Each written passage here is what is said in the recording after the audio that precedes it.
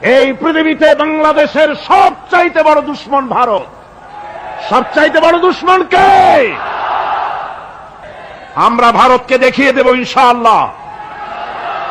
জিহাদের প্রেরণা নিয়ে যদি প্রয়োজন হয়, বাংলাদেশের যুদ্ধ যদি করা লাগে ভারতের সাথে, আর যুদ্ধ করা লাগবে, রাসূলুল্লাহর ওয়াদা আছে। কার ওয়াদা? নাসাই শরীফ, ইবনু মাজাহ, এই তার দুটি হাদিসের মধ্যে হযরত আবী হুরায়রা রাদিয়াল্লাহু তাআলা আনহু বর্ণিত হাদিস রয়েছে। বলেছেন, দুই শ্রেণীর লোক কিয়ামতের দিন জাহান্নাম থেকে মুক্ত হয়ে যাবে। এক শ্রেণী হচ্ছে যারা ঈসা আলাইহিস সালামের সাথে সাথী হয়ে যারা লড়বে আর শহীদ হবে, কিয়ামতে তারা জান্নাতে যাবে, জাহান্নাম থেকে মুক্ত। আর দ্বিতীয় শ্রেণী, ভারতের সঙ্গে একটা যুদ্ধ হবে, রাসূল বলেছেন হিন্দুস্তানের সঙ্গে একটা লড়াই হবে। ওই লড়াইয়ে যারা শহীদ হবে, রাসূলুল্লাহ বলেছেন কিয়ামতের দিন জাহান্নাম থেকে আল্লাহ মুক্ত করে দেবে।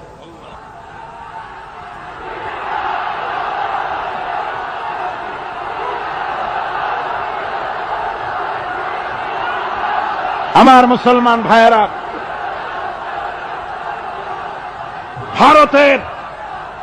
ভারতের জনগণের সাথে আমাদের কোনো বিদ্বেষ নাই, ভারতের জনগণের সাথে আমাদের কোনো শত্রুতা নাই, ঠিক কিনা?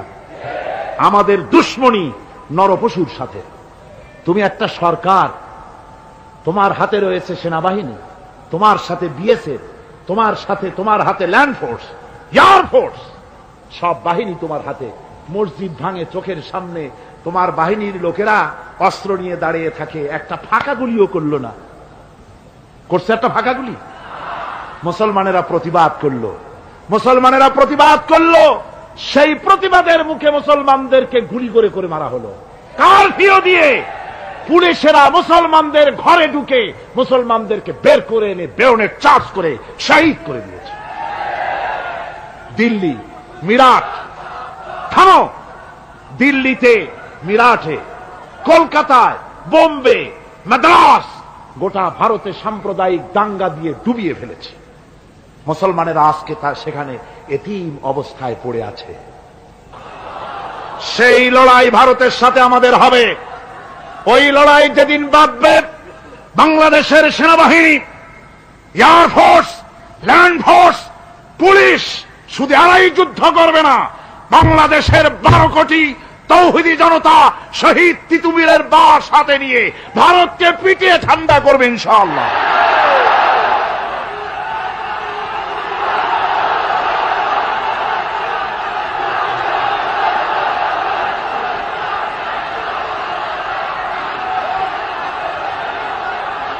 আমার দেশে ভারতের মসজিদ ভাঙার প্রতিবাদে আমাদের দেশে একটা হিন্দুও মরে নাই, কথা ঠিক কিনা কন?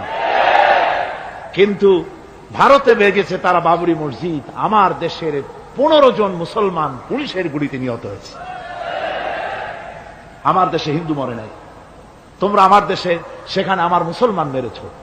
হযরত আব্দুল্লাহ বিন ওমর রাদিয়াল্লাহু তাআলা আনহু বলছেন যে আমি রাসূলের সঙ্গে কাবা শরীফ তাওয়াফ করতেছিলাম, আমি বলতে শুনলাম রাসূল বলছেন, হে কাবা, তোমার কত মর্যাদা, তোমার কত সম্মান, তুমি কত মহান, তোমার কত ইজ্জত। তবে কাবা শুনে রেখো, আল্লাহ রাব্বুল আলামিনের একটা মুমিন বান্দার যে মর্যাদা, তোমার মর্যাদা যত হোক একটা মুমিনের চাইতে নিশ্চয়ই বেশি নয়। তোমরা মসজিদ ভেঙেছো আর আল্লাহর মুমিন বান্দাদেরকে ভেঙেছো। ভারত সরকার শুনে রাখো, মসজিদ ভাঙো নাই, তকদির ভেঙেছো। মসজিদ যেভাবে মসজিদের ইটগুলি টুকরা টুকরা হয়েছে, গোটা ভারত আজ হোক কাল হোক মসজিদের ইটের মতোই টুকরা টুকরা হয়ে যাবেই যাবে ইনশাআল্লাহ।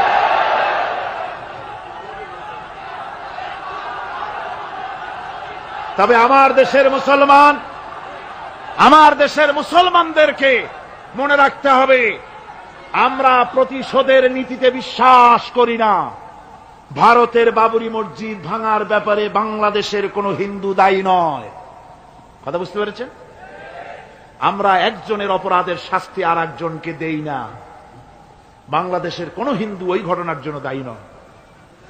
আমাদের দেশে মন্দির 2-4টা ভেঙেছে, আমরা খবর নিয়েছি, এই মন্দিরগুলি মুসলমানেরা ভাঙে না, এই মন্দিরগুলি ভারতের এজেন্টদের উস্কানিতে হিন্দুরা নিজেরা ভেঙেছে, মুসলমানেরা ভাঙে না। ভারতীয় দালালেরা বাংলাদেশের সারা পৃথিবীতে সাম্প্রদায়িক সম্প্রীতির ভাবমূর্তিকে ক্ষুণ্ণ করার জন্য এই কাজ তারা করেছে। নরসিংদীতে, আরে মিয়া থামো না, নরসিংদীতে সেখানে দেখা গেছে গভীর রাত্রে কাপড়ের দোকানদার হিন্দু ঘরের সমস্ত কাপড় চোপড় সরাইয়া নিজের দোকানে আগুন দিতে গিয়েছে, পুলিশ তখন তারা ধরেছে। ভারতের 5 গোলামেরা হিন্দুদের দিয়ে এই কাজগুলি করাইছে, কোন মুসলমান মন্দির ভাঙে নাই। বাংলাদেশ গোটা বিশ্বের বুকে সাম্প্রদায়িক সম্প্রীতির সহস্র বছরের উজ্জ্বল দৃষ্টান্ত। আলহামদুলিল্লাহ পড়ে। তার কারণ হচ্ছে আল্লাহর নবী বলেছেন সংখ্যালঘু মুসলিম এলাকায়, সংখ্যাগরিষ্ঠ মুসলিম এলাকায় সংখ্যালঘু অমুসলিম যারা, তারা হতেছে পবিত্র আমানত। ওই আমানতের কেউ যদি খেয়ানত করে, অর্থাৎ অমুসলিমদের পরে যদি কেউ অত্যাচার করে, তাহলে আমি নবী মুহাম্মদুর রাসূলুল্লাহ সাল্লাল্লাহু আলাইহি ওয়াসাল্লাম কিয়ামতের দিন আল্লাহর দরবারে মুসলমানদের বিরুদ্ধে মামলা দায়ের করব। এই জন্য আমরা সবচাইতে পরধর্ম সহিষ্ণু জাত। আমার ভাইয়েরা ভালো করে মনে রাখুন, ভারতের বাবরি মসজিদ সহ এখন তারা আরো অন্যান্য মসজিদও ভাঙ্গা শুরু করবে, প্ল্যান নিয়েছে, ভাঙতেছে। তাজমহলকেও তারা ভাঙবে, অন্যান্য মসজিদও ভাঙবার পরিকল্পনা নিয়েছে। ওরা যদি মসজিদ একটা একটা ভাঙতে ভাঙতে, আল্লাহ না করুন, সবগুলিও যদি ভাঙে, বাংলাদেশের একটা মন্দিরকে আমরা ভাঙতে দেব না। এর নাম ইসলাম। এর নাম কি? ভারতের সাম্প্রদায়িক দাঙ্গা বাঁধিয়ে মুসলমান একটা একটা করে করে সব মুসলমানও যদি তারা মেরে ফেলে দেয়, আল্লাহর কসম বাংলাদেশের একটা অমুসলিমের গায়ে আমরা হাত দিতে দেব না। এর নাম ইসলাম। এর নাম কি? আপনারা যদি কখনো শোনেন যে কোন এলাকার কোন লোক মন্দির ভাঙতে যাচ্ছে অথবা হিন্দুর বাড়ি আক্রমণ করতে যাচ্ছে, সাথে সাথে তাকে ধরে থানায় সোপর্দ করবেন। রাজি আছেন? কারা রাজি? হাত উঁচু করে দেখান। আলহামদুলিল্লাহ, হাত নামান। এই সাম্প্রদায়িক সম্প্রীতি বাংলাদেশে অতীতে ছিল, এখনো থাকবে ইনশাআল্লাহ, ভবিষ্যতেও থাকবে ইনশাআল্লাহ। বলেন ইনশাআল্লাহ। আমাদের শত্রু, আমি বারবার বলছি, হিন্দুরা শত্রু নয়, শত্রু হচ্ছে ভারতীয় এজেন্ট যারা, ভারতের দালাল যারা, ওরা আমাদের দুশমন। ঠিক কিনা? তারা বাংলাদেশের স্বপ্ন এখানে বসে দেখে, পত্রপত্রিকার মাধ্যমে, টিভির মাধ্যমে হাজারো প্রচেষ্টা তারা চালিয়ে যাচ্ছে ইসলামের বিরুদ্ধে। সুতরাং ইসলামকে জমিনে টিকিয়ে রাখার জন্য চাই সংগ্রাম। তাই আল্লাহ রাব্বুল আলামিন বলেছেন, وَتُجَاهِدُونَ فِي سَبِيلِ اللَّهِ بِأَمْوَالِكُمْ وَأَنفُسِكُمْ ذَلِكُمْ خَيْرٌ لَكُمْ إِن كُنتُمْ تَعْلَمُونَ। আল্লাহ পাক বলেন, আমার রাস্তায় জিহাদ করো, জান দাও, মাল দাও, জান দাও, জিহাদ করো, এটাই হলো উত্তম কাজ। যদি তোমরা ইসলাম বুঝে থাকো, এটাই তোমাদের জন্য কল্যাণকর। আগে বলেছেন মালের কথা, পরে জানের কথা। আগে কোনটা? মাল, পরে জান। যেহেতু আমরা জানের চাইতে মালের মহব্বত করি বসি, ঠিক কিনা? তো মালের মহব্বত করি বেশি, আমরা কথায় কথায় বলি, আরে ভাই দরকার যদি হয় জানটা দিয়ে দিব, আর জান যদি দিয়েই দেন তো মালটা তো থেকেই গেল। এই জন্য আল্লাহ বলেছেন মাল আগে দাও, তারপরে জান দাও। আমরা খুব চালাক, আমরা জান দিতে প্রস্তুত, মাল দিতে প্রস্তুত নই। একবার একটা লোক যাচ্ছে রাস্তা দিয়ে, সাথে তার প্রিয় কুকুর। কুকুরটা জিহ্বা বেরিয়ে গেছে, মরে যাচ্ছে। কুত্তার মালিক কাঁদতেছে। একজন লোক এসে বলে, ভাই তুমি কাঁদো কেন? কয় যে আমার এই কুত্তাটা খুব প্রিয় কুকুর, কুকুরটা মরে যাচ্ছে তাই কাঁদছে। কুকুর মরে কেন? কয় কুকুরটা মরতেছে 3 দিন ধরে আমি কোনো খাবার তাকে দিতে পারি না, সেই জন্য কুকুরটা মরছে। আচ্ছা হোক কুকুর, তবু তো আল্লাহর সৃষ্ট এক প্রাণী, কি খেতে দেওয়া যায়? এদিক ওদিক তাকায় দেখে কুকুরের মালিকের কাছেই রয়েছে একটা পোটলা। কয় মিয়া তোমার এই পোটলার মধ্যে কি? কয় পোটলার মধ্যে হালুয়া আর রুটি। তোমার পোটলার মধ্যে হালুয়া আছে, রুটি আছে? কুত্তা মরে ক্ষুধার জ্বালায়, তুমি সেটি কান্দো, ওর থেকে এক টুকরো রুটি দিলেই তো কুত্তা বাঁচে।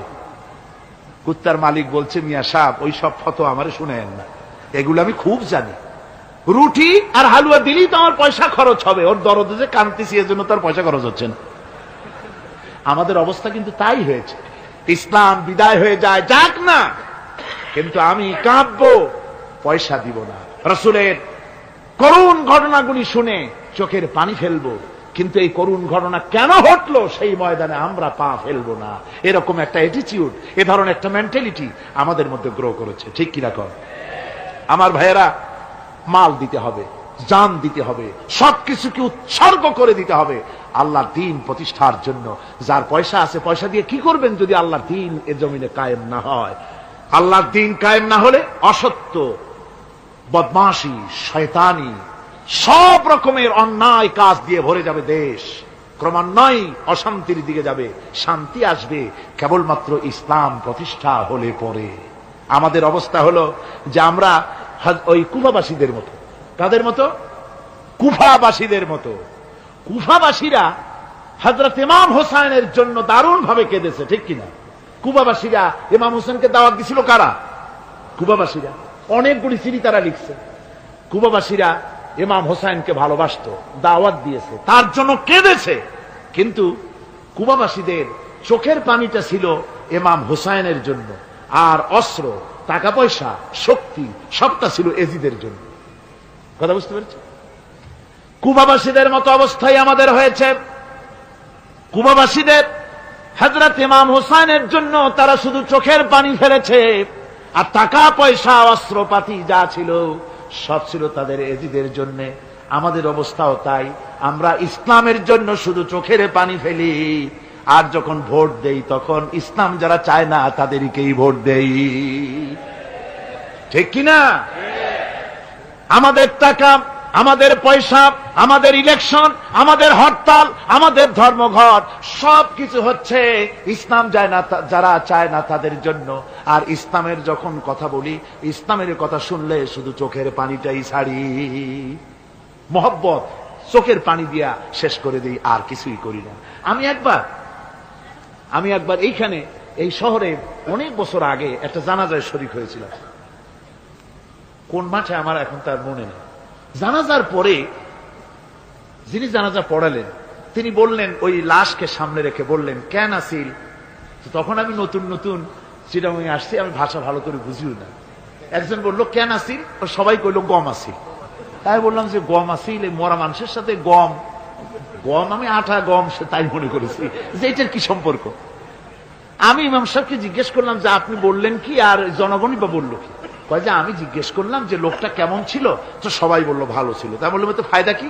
ফায়দাই যে সবাই বললো ভালো, আল্লাহ তারে মাফ করে দিয়া ভালো বলে বেহেশতে পাঠায় দিল। বলে আশ্চর্য কথা, আল্লাহ কি এইরকম নাকি যে একটা সুদখোর, ঘুষখোর, জেনাকার, এ লোক ভালো না খারাপ আমি তা বলতে চাই না, কিন্তু একটা লোক সে কন্ট্রাক্টর ছিল, কন্ট্রাক্টারি করতে গিয়ে রাস্তাঘাট, স্কুল কলেজের রড সিমেন্ট জনমের মতো খাইছে।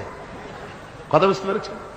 সরকারি গিয়ে, ক্ষমতায় গিয়ে গভর্নমেন্টের টাকা পয়সা জনমের মতো শেষ করে ফেলেছে।